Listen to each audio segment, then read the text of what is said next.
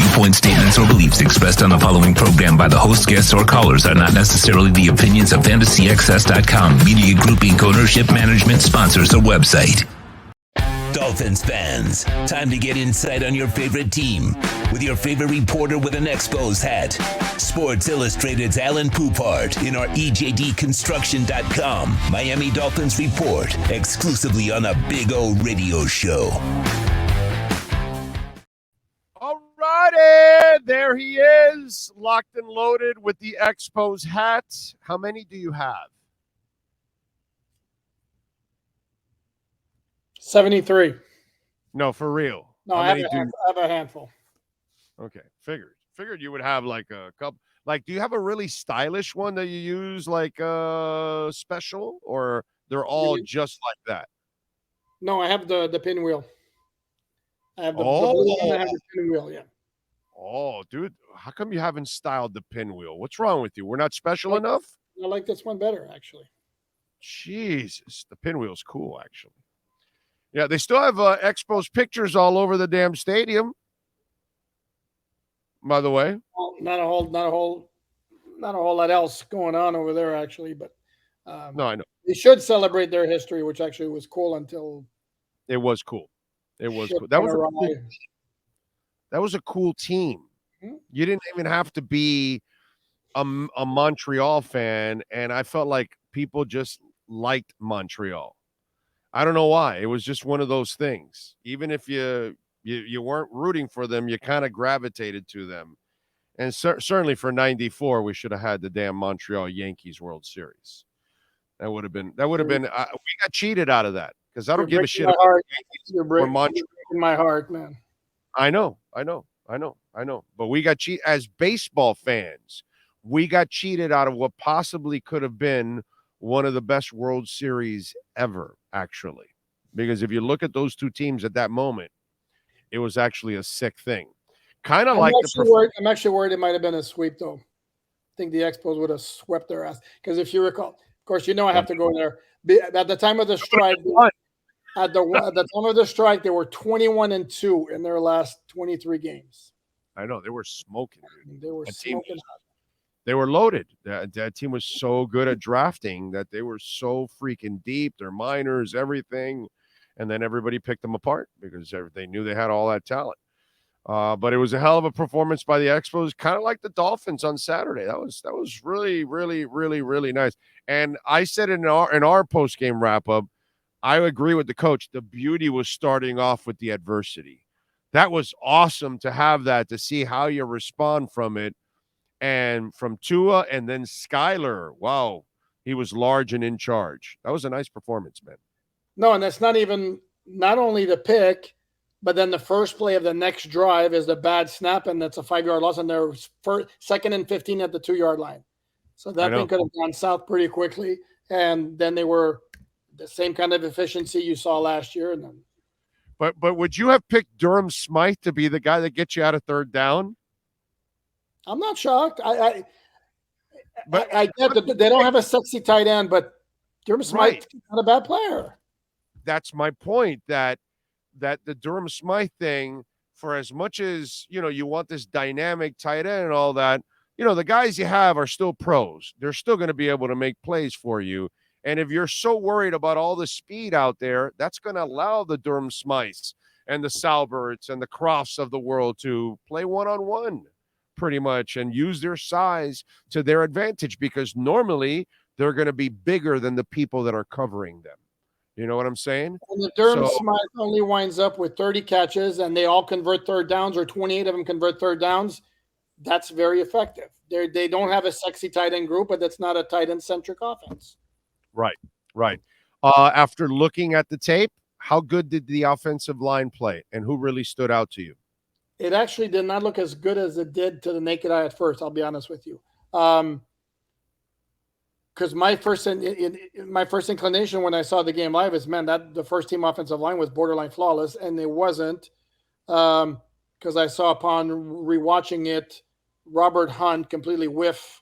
He whiffed, on the pass rush, and it killed a tight end screen that was set up for Durham Smythe, and then Austin Jackson was pushed back pretty bad on another pass rushing play, and there were the two high shotguns. That was Skyler, right? It was pushed into Skyler, if I'm correct, right? Is that the one you're talking about? It may have been, but it may have been, right? but the first team line played only maybe 5 or 6 snaps with Skyler after Tula left. And I believe the one you're talking about was they pushed him right. Skyler got rid of the football, but it was right there. It was he was pushed right into that. You are the quarterback at risk. No, correct. Yeah, and then that's going to be an issue apparently. I mean, Jesus. Connor Williams had some beautiful blocks in the running game, I'll tell you that. I mean, I obviously didn't like the 2 high shotgun snaps, but he had some really nice blocks in the running game. Austin Jackson had one as well. Sorry? Poop, that's really his only knock. We've never knocked Connor for blocking. We've only ever knocked Connor for the snaps. He's always been a solid. As a run blocker, he's very good, yes. Sometimes in pass pro, he can get beat, but as a run blocker, he's very good. He's very good. And so, but I mean, I rewatched it too. There were a couple mistakes, but still overall, Poop, compared to what last week, it was a pretty clean performance, dude. And how about Skyler's performance? You know, if you grow, you're supposed to beat up second and third stringers. He beat up second and third stringers. Kind of did his job, Poop. Without question. You almost sound surprised that I'm not giving him a thumbs up. No, he was great. He did a very, very nice job. I worry about you in praise. You know what I'm saying? So, what can I say? I worry about that sometimes. You're fabulous, Big O. How's that for praise? Wow. Now you're lying. That's just terrible. I want to see if I could pull it off. And I just, no, I'm not afraid to give praise. I mean, I'm busting your balls. Relax. My standards, maybe I'm totally relaxed. Maybe my standards I'm difficult to please. Could say that. That's fine. He was obviously, dude was 15 for 22, $160, $157, three touchdowns, no picks. I mean, yeah, that guy was great. He looked good, man. He looked good. He looked good. So, does the battle for the second quarterback position take another turn now? Are we? Well, now that Mike White's in concussion protocol, he could be there for a week or two. That kind of already may knock it to. But do they try to justify the salary? Is the only thing that I don't know. No. I don't know how McDaniel handles this now. You know what I'm saying? Does he say? I think this is what he says. We don't have a backup quarterback. We have 2 backup quarterbacks. And so it all depends on how we, whatever. And we don't know exactly, but we can count on both. I almost feel like he's going to give you that line at next week. Yeah, but then we'll see when the regular season depth chart shows up, which matters, whereas the preseason depth chart doesn't. And then to me, here's going into that game Saturday, I had Mike White very comfortably ahead based on the fact that the Dolphins went on, got him, and also based on the fact that to me he had performed better in practice.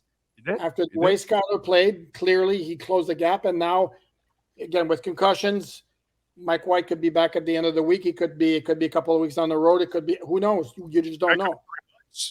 We have no idea how people react from concussions, bro. Seriously. Yeah. So it's just one of those. So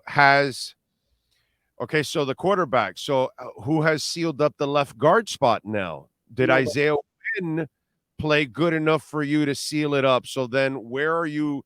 You can't be leaning Eichenberg. So where are you leaning? I'm going to see what happens in practice this week and what happens in the game. I like Lester Cotton going in. Fine. He was held out of the game against Houston because of a minor issue. If to me he picks up where he left off before, he does practice against this week and does play against Jacksonville on Saturday and as another good week. I'm not so sure that's not your guy. But do you think both Wynn and Cotton have passed Eichenberg in your eyes? I'm not sure, because here's the thing is a lot of the ragging on Eichenberg has been in pass pro, and a lot of it is, with all due respect, just how bad he looks in those one-on-one drills. Right. Yeah. Yeah. And in the game, there's a lot of combination blocking. He struggles with stunts. Yeah, he struggles with reading what things are doing in front of him, and he's late to react to that kind of shit at times. Yeah, that's kind of been his problem. No, but what I'm talking about are the one-on-one pass rushing drills that you see in practice. Where no, this is mano a mano. This is purely one guy against another. Yeah, he's looked bad on those. But in the game against Atlanta, I eyeballed him when I rewatched it. Look damn good. They look fine to me. I mean, he didn't miss any assignments. So I don't know. I don't know exactly how the Dolphin coaches would view it. For my eyeball, Cotton's the one who's looked the best. Isaiah Wynn was okay against Houston. Not great. I saw some good things. I saw one where he kind of but I didn't see a lot of screw-ups on him, actually, when I rewatched the tape. I think there was one, if I remember correctly, with Isaiah that I was like, oh, he kind of made a bad decision there. I think he forced a runner off his lane or some shit, if I remember correctly, that he missed a block. And I think the runner was going in his direction. He had to change. But I didn't see a lot of like the Kendall Lamb kid was really clean. I thought he was, wow. Like, he doesn't get pushed back like you saw with Austin Jackson a couple times, especially the one that he ran right into Skyler. It was like right up on Skyler, the one you're talking about. I don't see a lot that with Lamb, but I thought Wynn did a pretty decent job when I watched the tape. He was okay. There was one play that I think it may have been the sack that got White hurt, where it looked like he was maybe combo blocking with somebody, and then he let the guy basically just run right next to him with a clean path to the quarterback, which was less than ideal. But no, I mean, to me, he was okay, not great. Okay. Are they keeping 4 or 5 backs? Because I keep looking at this kid, and I'm like, I might want to keep the new kid, and I might want to get rid of Gaskin, and then I'm keeping those 5 overall. What do you think? That's a lot. I know it's a lot of backs, but you're not going to.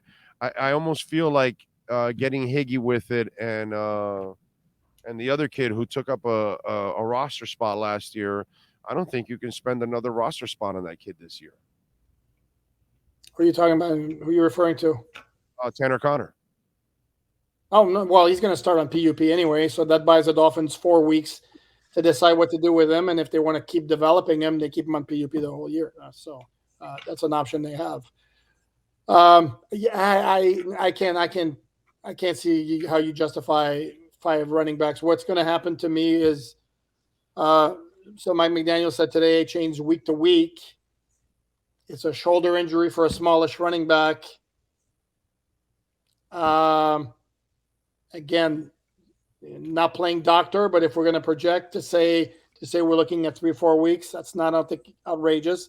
If that's the case, do you obviously he makes it 53, you put him on IR the next day, and then bring back one of the running backs you cut after that, hoping Brooks and damn it, what's Ahmed? How are they on special teams? I don't know, and I'd have to check. I don't think Ahmed's ever played special team other than return some kickoffs here or there. Brooks, I don't know. I don't recall seeing him. I'd have to look at the game book to look at the snaps, but I don't recall seeing him on special teams. Did they use him a little bit as a gunner? They used A-Chain as a gunner. Oh, A-Chain was the one. That's right. It was A-Chain. I was actually surprised they used A-Chain. Yes, they got lucky in there. At least he didn't get a big shoulder injury. No, and now that he does have a shoulder injury, I'm thinking that might be the end of A-Chain as a gunner. Oh, for sure. I was surprised that they put him as a gunner. I get it because they're trying to figure out, the back end of the roster, and he's the back end of the running back, so you got to try him and all that stuff. I don't know his history. I don't know what he did at Texas. I have a hard time believing that he was such a big part of that offense at Texas A&M that they weren't also using him on special teams. Can't imagine. And he returned kickoffs too, so I can't imagine. Other than that, I can't imagine. Him for everything at Texas A&M. Absolutely everything. There's no way. So I was actually surprised that they did that. The Brooks kid, I would like to find out if he can help you out on special teams, because if you're going to keep a fifth running back, he has to do something on special teams. Has to. They're not keeping 5. They're not, huh? Shocked. I'd be shocked. I kind of like that kid now, man. He keeps growing on me. Dude, did I tell you about him in the offseason? I mean, I was like, yeah. There's like a bunch of these undrafted guys that I like, and I like all those 3 linebackers, and I'm wondering, boy, you better keep the right one, because I would not be surprised if the others find their way somewhere else. You know, I know Brandon Peely has made this team. That's for damn sure. But you look at the Brooks kid, you look at those 3 young linebackers. Who else am I? There's another guy that was undrafted. Julian Hill, I'd keep an eye on. Yeah, Julian Hill, dude. Yeah, that guy's kind of intriguing also. If you're looking for kind of a playmaking type, he almost looks like athletically, he might be your most athletic tight end out of the big 3 that you're going to keep on one side. The blockers, I'm saying, not Higgy and the other kid. I'm talking about the other 3. He might be more athletic than those 3 guys. What do you think about that? Yeah, I'll be honest with you. I like him a lot better than I like Higgins. No, for sure. For sure. He's ahead of Higgins. I'm saying Croft, Salbert, and Smythe. I think he's more athletic. He's more athletic than they are. Yeah, no question. Yeah. No question. He's another one, like, I'm thinking, okay, so if not a 5th running back, then the 4th tight end, and it's Julian Hill. Or they keep 5 running backs on the initial 53, and the next day they put a chain on IR, and then, sign somebody in position. Julian played any H-back? I saw Saubert. I didn't see Hill if he played any H-back. Yeah, but I did see him throw his body around a couple of times. Okay, that would be a sign. If we can see him play H-back, then he becomes that back-end tight end, back-end fullback, backup for Ingold or something like that. You can kind of, if he has some versatility to him, because he does have athleticism. So, like, they do a really good job overall. This group now, these last couple of years, of you better look at the undrafted guys, because they're gonna have a guy or 2 that's gonna stick on the roster every year now. It's impressive. That's usually the pattern. They do find it. All right. What else? Injury wise, they kind of got lucky, right? A-Chain not serious, Ingold not serious. Mike White's the concussion. I know that Josh Moser had to put it because that's what the agent told him. But, the Robert Jones loss is a depth loss, but he wasn't really starting or had a shot to start. So it sucks to lose him, but it's not the end of the world. You can recover from that one, correct? Yeah, I don't know if I'd say he didn't have a shot, but he was in the group for that left guard spot. No, the thing that's going to be interesting with him is what do they do with him? Because I don't think it's interesting, because he was in the battle. He was in the group of guys battling for the starting job. At the same time, I don't think his roster spot was a lock. Right, that's right. He was behind Cotton and Wynn, so he really wasn't in battle. I mean, you could say he's battling, but he really, his horse wasn't really. His horse was 4 or 5 lengths behind. Maybe depth. What I like about him is depth. It's something. Now, in this next month of the season, the first month, if you suffer 3 or 4 injuries at guard, then you're going to start missing Robert Jones. You know what I'm saying? But, it's not, at least right now, it's not the end of the world, because you have better players in front of him at the moment. That's all I'm saying. That's fair. No, that's fair. And then Sauber got hurt also. Yes. And that sounds like more serious than A-Chain, not as serious as Jones. Right. Exactly. So, again, they're kind of lucky overall. Not real. Okay. One more thing before I let you go. Chosen, what'd you think? He had a big drop in the middle of the field there. That bad pass. Sorry, that's It was a bad pass. it's a He tough should have catch, caught right it. there. It's a bad pass. It was a tough catch. It was a tough catch. There's no doubt about it. It looks like Barrios, as you've also said, he's locked in. How are you breaking down the rest of the receivers after that? I still think they're going to keep 6. Okay. Because Chosen brings you an element of speed that if you want to go full blast speed, you go Hill Waddle Chosen. If you want to go more size, you can go, Hill Waddle Azukama. Right. Wilson's going to be on the roster because of his contract. And then Barrios is your guy who still say was going to get the third most snaps at wide receiver, probably the third most targets. And I think the other 3 are fairly interchangeable, to be honest, in terms of playing time, again, based on the matchup. No running for Azukama this week, right? He didn't run, right? He didn't have any, right? They didn't need to. They didn't need to do end arounds or jet sweeps. I think they want everybody to forget about it, and then they'll whip it out on somebody in the regular season at one point or another. So I think they had to do it to experiment to see if he can do it, But, yeah, there's no doubt that kid makes the roster because he adds a different element to the whole thing.